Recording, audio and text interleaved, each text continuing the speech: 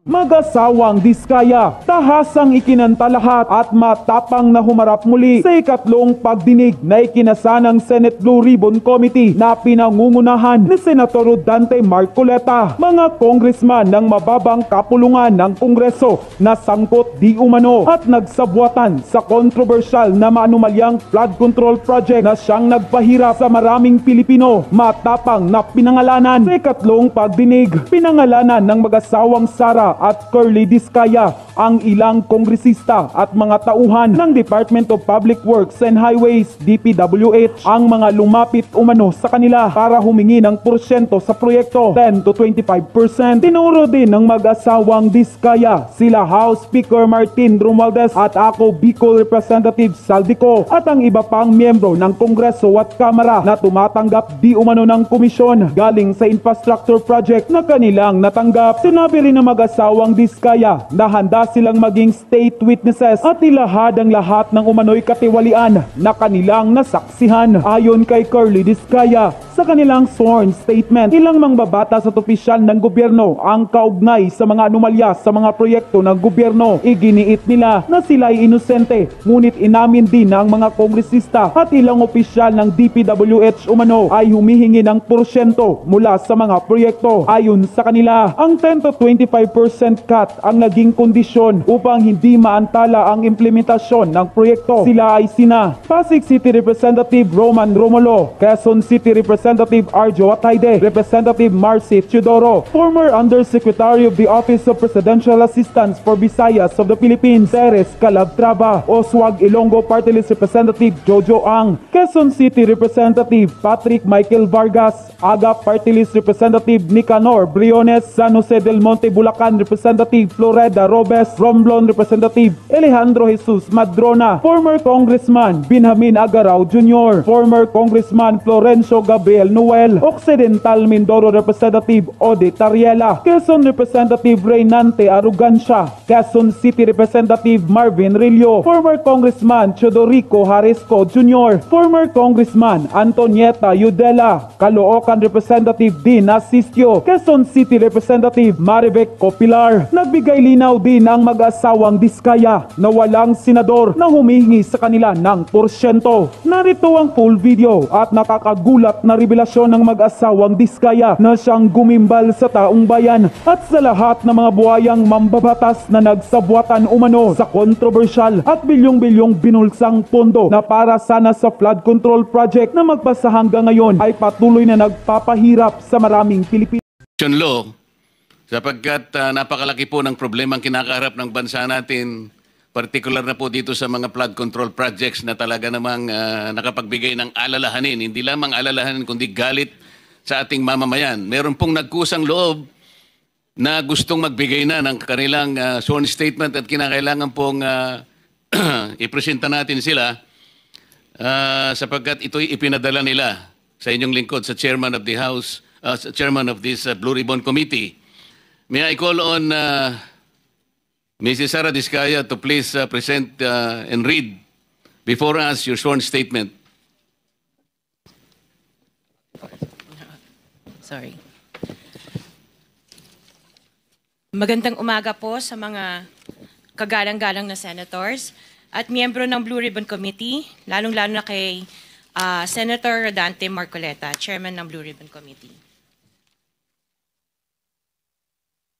Ano to, joint statement ng namin mag-asawa. So I will read partial and then my husband will also read the other half of the sworn statement. So kami si Pacifico F. Diskaya II and Cesara Rowena Diskaya, mag-asawang nasa tamang edad, parehong Pilipino. Number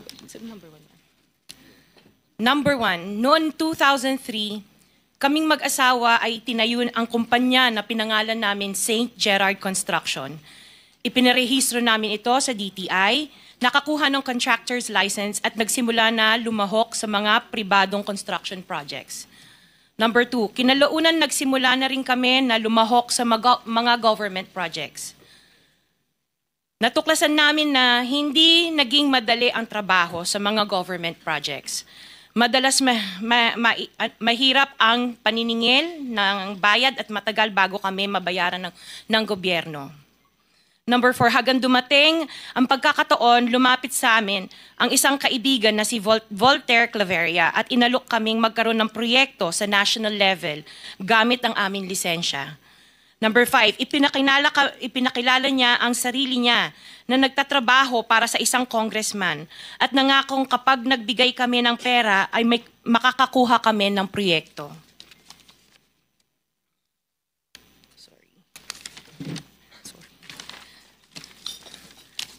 Number 6, dahil wala kaming alam sa kalakaran sa pambansang proyekto sa gobyerno, nagtiwala kami at ibinigay ang lahat ng ipon naming mag-asawa.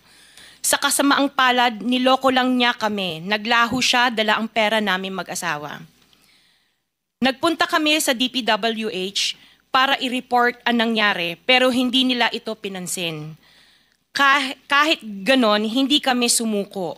Gusto ko pa rin gawin ng tama ang negosyo, kaya patuloy kaming sumasali sa mga biddings sa gobyerno. Sa kalaunan, ang kumpanya namin ay nanalo sa mga bidding sa mga proyekto sa national government sa pamamagitan ng patas na bidding. Ibinuhos namin ang lahat ng aming pagsisikap para maipakita ang kakayahan ng aming kumpanya na mayroong maayos na paggagawa, dekalidad na resulta at natatapos sa tamang oras. Nagkaroon ng konting tagumpay ang St. Gerard Construction, kaya minabuti namin mag-asawa na mag-expand at bumuo ng ibang kumpanya tulad ng Alpha and Omega General Contractor and Development Corporation. Interjection, Mr. Chair. What is the interjection? Salamat, Mr. Chair. Kailangan ko lang pong umakyat sa office sandali para sa isang pulong, but hopefully pagbalik ay nandito pa rin sina Mr. and Ms. Diskaya dahil meron din po akong mga tanong para sa kanila. Oh yes, Salamat we'll make po, sure Mr. that they Chair. will be here for your questioning. Mr. Chair, point Yes. of order. Bakit hindi nilang tayo bigyan ng kopya ng sworn affidavit imbis na basahin nila niya so we can para himay namin yung kanyang sworn affidavit? We'll make sure that all the In order to members will save be time, given a copy, but the chairman is asking them to read it before us for the record. in order to save time, Mr. President, because we have been here since 9 o'clock. We already spent 2 hours and not even one of the senators have asked questions addressed to the resource persons present. I beg the indulgence of the good senator, but it is for the record. This is a sworn statement, at from this statement, kailangan dito sila matanong na mabuti. Proceed. Pakibilisan nyo lang para makatipid tayo ng panahon. Ngunit nung nagsimula ang makilala ang St. Gerard Construction, dumating naman ang panibagong pagsubok. Unti-unti nagsilapitan ang mga district engineers at mga regional directors ng DPWH at mga chiefs of staff na mga mambabatas na nag-aalok ng mga proyektong sinasabi nilang pondo ng mambabatas. Noong una, sinubukan naming labanan ng mga ito sa pamamagitan ng pagre-report sa DPWH at pagpapadyaryo ng mga tiwaling kawani ng gobyerno, subalit hindi sila natitinag sa mga ito. Sabi nila dapat tanggapin namin ang realidad na dapat kaming magbayad sa mga pambabatas kung gusto po namin magpatuloy na magkaroon ng project sa gobyerno.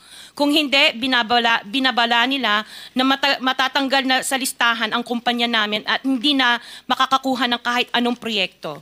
Hindi namin ginusto kailanman na mapasama sa ganitong sistema, pero kailangan namin magpatuloy para sa pamilya at mga empleyado namin.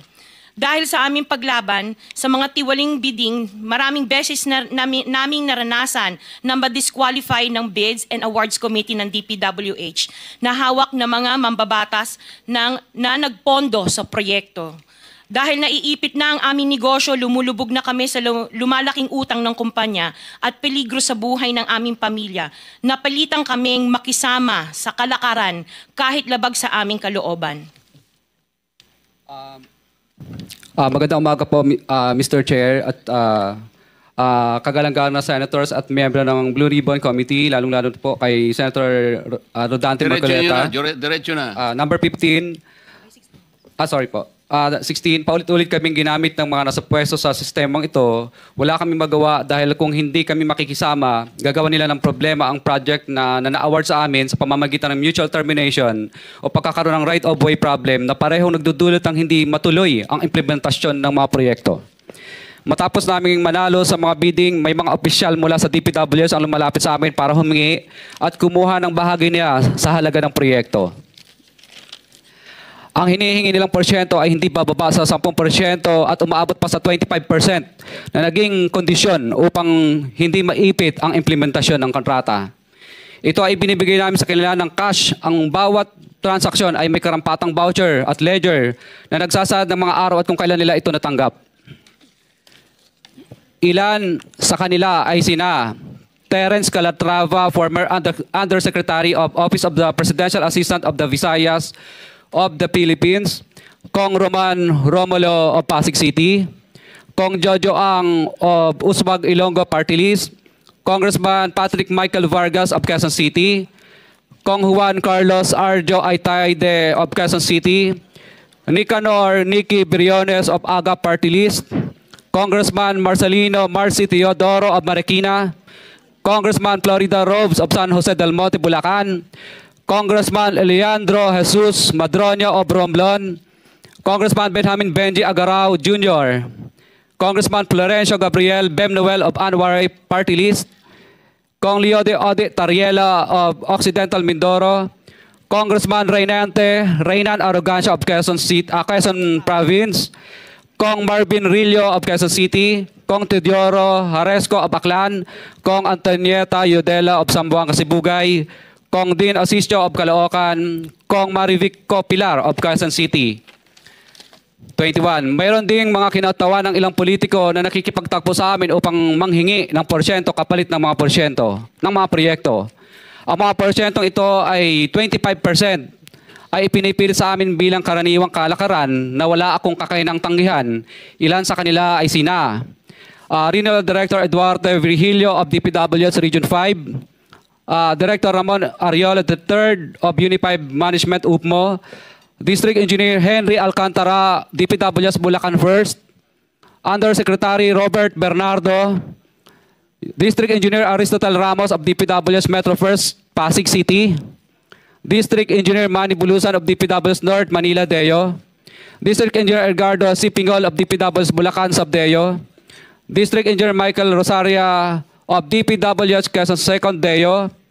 Karamihan sa mga kawani ng DPWS na nabanggit sa itaas ay paulit-ulit na binabanggit ang delivery ng pera ay para sa kaisaldi ko na dapat at least 25%.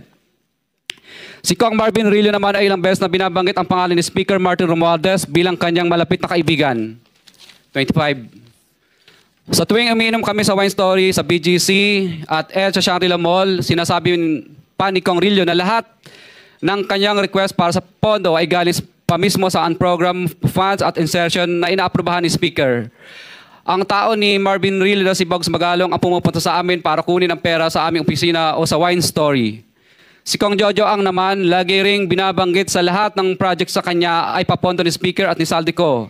Mataas ang hinihingi sa project, dagdag pa niya, hindi naman lahat ng pera ay para sa kanya, kundi para kay Speaker at kay Saldico. Sa lungsod ng Pasig naman, lumapit sa akin ang DPWS Project Engineer na si Angelita Garucha para kolektahin ang parte ni Kong Roman Romulo sa flood control projects noong 2022. 28, number 28. Pagdating ng 2025, si District Engineer Aristotle Ramos ang sumunod na nagpakilala na bagman ni Kong Roman Romulo kung saan 30% ang kanyang hiningi ay para kay Kong Roman Romulo. Sinabihan ko kay D.E. Ramos na masyado namang mataas, ngunit sinabi niya na walang magagawa dito dahil pondo ito galing sa unprogrammed funds at insertion galing sa taas. Sa ilang pagkakataon, ang mga politiko na personal na inabutan ng halaga ayon sa hinihingi nilang porsyento mula sa proyekto. Ang pagbabayad na ito ay hindi naman kagustuhan kundi isang hakbang na ginawa namin dahil sa matinding panggigipit. Ilan sa kanila ay sina Kong Antonieta Yudela kasama ang kanyang asawa, Kong Marvin Rillo of Quezon City, Kong Nicky Briones of AGA Party List, Arturo N. Atayde, ama ni Kong Arjo Atayde, Kong Florencio Gabriel Bemnoel of Anwaray Party List, Kong Eliandro Jesus Madroña of Romblon, Kong Benjamin Benji Agarao Jr. Bagamat naging matinding pagsubok ang kabawasan ng pondo na nakalaan sa proyekto, pilit at matapat naming sinusunod ang bawat espesifikasyon na nakasaad sa Program of Works na nakasaad sa proyekto ng DPWH. Nakakasiguro kami na nagawa namin ng maayos at matapat ang bahagi o phase ng proyekto na na-award sa amin.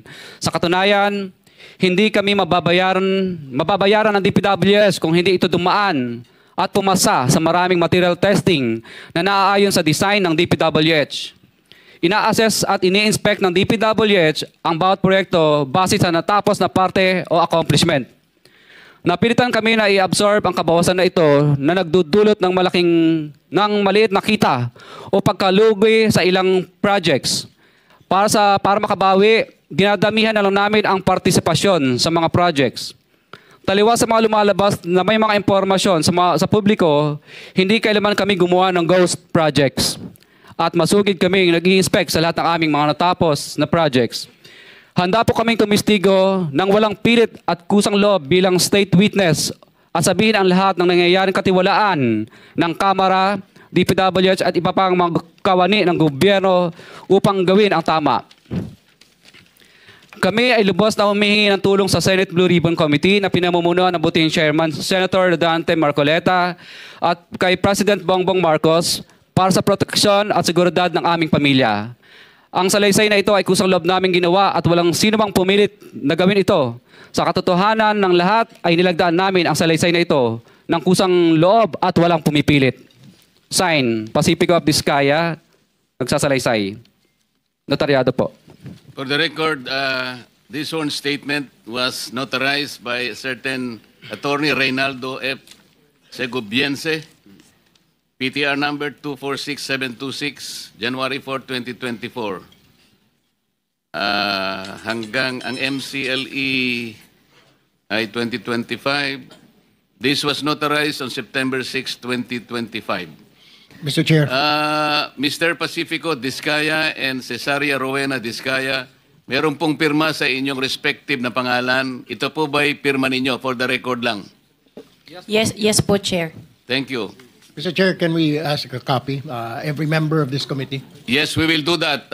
Pase-xerox po natin ito para lahat po ng miyembro ay bigyan na kita ng kopya kagad. At saka meron akong mga ilang pa rito. Si Senator Jinggoy, Senator Rapi, isa na lang ang natira kaya pase-xerox natin ito. Bigay mo na lang sa kuya mo. Kuya mo naman si Senator Rapi. Ikaw na lang. Mag-share na muna kayo. So, sino po ang gustong magtanong habang base po dito sa sinumpang salaysay na ito, sino po yung gustong magtanong sa kanilang dalawa? Mr. Chair. Senator Erwin. Una ko mong tagatanungan dito po kay Ginoong Pacifico Vizcaya. Nabanggit niyo itong mga pangalan po ng mga congressman. Sila po ba mismo? Mukhang dalawa lang po yung binanggit niyo na personal ninyong inabot yung pera. Itong mga napakadaming pangalan na binabot ninyo, paano po ibinibigay yung parte nila, yung komisyon na sinasabi niyo 25%, 30%? Sino po? May tao po ba? May bagman po ba? Kadalasan po, ako po ang nagbibigay o minsan po may inuutusan po ako, nagtatawagan lang po kami para sa hinihingi. Maaari mo po bang ibigay sa amin sa komiteng ito ang pangalan ng mga pinag-aabutan ho nyo yung pera kung hindi mismo yung mambabatas ang inaabutan ninyo? Maaari po ba or litrato man lang parang malaman ho natin kung sino pong inaabutan po ninyo ng pera? Kay Terence Calatrava po, nag-usap po kami nito sa kanyang kondo po sa Makati. Tapos ang inuutusan na lang po niya na kumuha po ay si Diane Tan. At saka yung kasama pa po si Andrew po ang pangalan. May mga contacts number po ako. Sila po ang tagakuha sa office. Pero iba-iba po ito. Iba-iba po itong mga bawat congressman. Iba-iba po yung kumukuha. Tama po ba? Opo, makadalasan po parang mga COS nila or mga pinagkakatiwalaan nilang tagakuha lang po. Opo. For example po, si Kong Roman Romulo naman po. Kadalasan po, si Kong Roman Romulo, ang tagakuha po niya, si tagakuha niya, si Ma'am Engineer Angelita Garucha, empleyado ng DPWH yun. Tapos pinalitan naman po yun ni D.E. Aristotel noong 2025. District Engineer po siya ng DPWH First Metro. Pare-pareho po ba, Mr. Chair, yung komisyon, whatever you want to call it, kickback, ang hinihingi po or magkakaiba? Ibang isang mababatas ganito ang presyo or halos standard po ang hinihingi nila at magkano po ba yan? Isa lang po ang pattern. Basta insertion or ang program po, 25% po lagi. Insertion or ang program, 25% po yon. Opo. Para po kanino raw? Para po daw po kay, lagi ko narinig ang salita nila kay Saldi ko at saka kay speaker po, ang narinig kong salita. Alright, Mr. Chair. I have no further questions. Mr. Chair. Senator Jinggoy. Mr. Chair. Mr. Curly, lahat ba itong mga binanggit mong pangalan na karamihan ay mga kongresista, lahat ito 25% ang binibigay mo? Kadalasan, opo. Wala bang mismo ang kongresista mismo ang pumunta sa'yo at binigyan mo ng pera? Ano po, kadalasan po, nag-uusap lang po, nag-uutos lang sa COS, pero kadalasan po, ang for example, si Kong Rillo, kadalasan po, binibigay ko po yun pag nagiinuman kami, o di kaya, yung tao po niyang si Bogs Magalong ang pumupunta. Pinipick up. Sino-sino pa dito sa mga nabanggit mo mga pangalan na kongresista na talagang sa kanya mo inabot sa'yo? For example po, kay Kong Madronya na lang. For example, ano po, mismong siya po ang pumunta sa office namin at syempre pagkatapos po noon, tao na lang po niya ang nagdala ng bagay, kotse at saka personal ko rin pong dinoposit yung ano. Sino yung congressman? Kong Madronya po. Madrona o Madrona. Eliandro Yung Madrona. sa Romblon? Romblon po. For example, okay. For example po, ito na lang, si Kong Marcelino Teodoro ng Marikina. Ang tagakuha naman po nito sa akin ay si Bell Construction. Kasi ang nangyari po nito, pina-mutual terminate po niya yung mga project na napanalunan ko. Dahil, ano po, hindi po ako nagbigay. Kaya ang nangyari po nito, napilitan na lang po akong magbigay para i-award ulit sa panibagong ano po, bidding. Pero na-mutual terminate na po yung project. So, nangyari po nito, mataas, siyempre, pero hindi 25%. 18% lang po. Meron po ba kayong resibo, Mr. Chair, na not resibo actually, na corresponding document na naibigay mo na itong komisyon ni ganito o wala? Wala po resibo kasi hindi naman po sila paperless, paper trail. No paper trail po lahat ng transaction, pero meron po kaming voucher. Ang voucher po namin, ledger po pala. Ledger, wait, based on ano po? Ano bang sinabi ko sa ano? Dala mo yung ledger mo? Dala mo yung ledger? Hindi po. Binibigay mo? Hindi po. Ledger lang po yan sa office namin. Pero siyempre po, pag pinapirma po namin sila, hindi sila pipirma doon. Kumbaga, para matandaan lang po namin na nung panahon na to at araw na to, nagbigay kami ng ganitong halaga. For our, siyempre, para malaman po na, records lang po namin. Mr. Chair, I move that we subpoena that ledger, Mr. Chair, so that we'll have a copy here in the committee, Mr. Chair. Yes, pwede mo bang ipadala sa amin kung ano man ang tawag ninyo, kung ledger, anything that will indicate the payment of the alleged commission to each and every member of Congress subject of your sworn statement. Ang dala ko lang po dito ay summary lang po ng mga ledgers. For example, Office of Presidential, ano bang ibig sabihin? OPAB, ibig sabihin, Office of the President Areas Visayas, parang ganun yata ang ibig sabihin ng OPAB. If I may, Mr. Curly, yung record mo ba, nagsimula, anong taon? Actually, 2022 po lahat nag-start itong record po nito. What about before 2022? Wala ka record? Hindi ka... Hindi po kami nagre-record kasi sumasali lang po kami sa bidding at nagpapadyaryo. So, Mr. Chair, I move that we subpoena duces tecum all the documents or the ledgers that are in possession of Mr. Diskaya.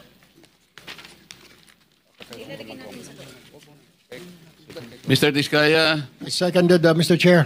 Mr. Diskaya, narinig mo ba yung motion ni Senator Jinggoy?